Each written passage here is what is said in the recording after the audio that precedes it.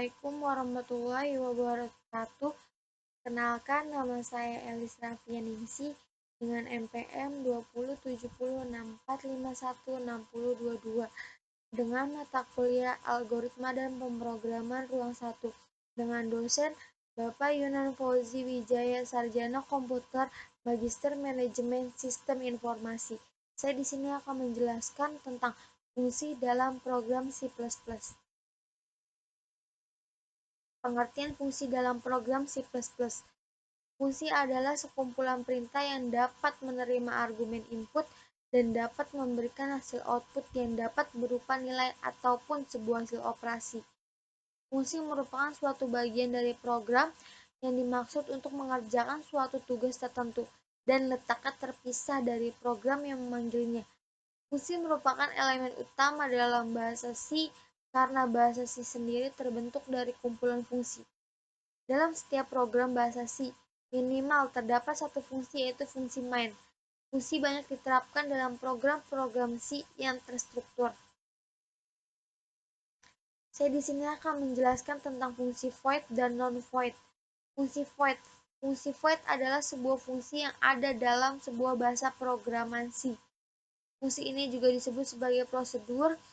Fungsi ini tidak mengembalikan nilai keluaran yang dapat dari hasil proses tersebut. Kenapa fungsi ini disebut void? Secara harfiah berarti kosong. Fungsi non-void. Fungsi non-void juga disebut function. Disebut non-void karena pengembalian nilai yang berasal dari keluaran hasil proses function tersebut.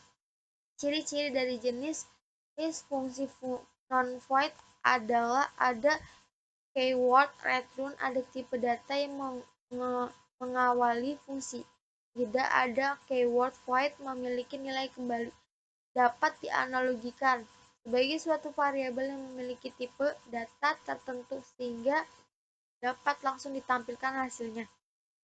Saya di sini akan memberikan contoh fungsi void dan non-void menggunakan aplikasi Dev C++.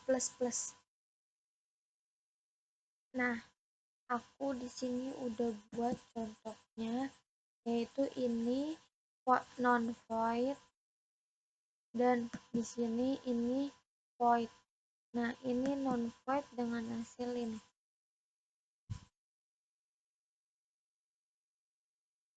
Ini non-void hasilnya yang tadi aku buat. Nah, ini pertama dengan angka 4 dan kedua dengan angka 10. Dan ini hasil non-void. Tadi non-void, sorry. Tadi non-void dan ini hasil void. Nah, aku buat pakai kata balok 18.blogspot.com ya.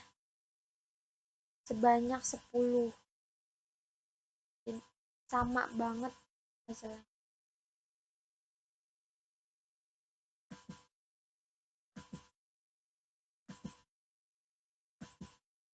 Mungkin dari saya segitu aja.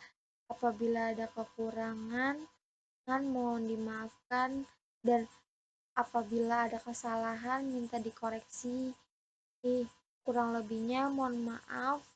Wassalamualaikum warahmatullahi wabarakatuh.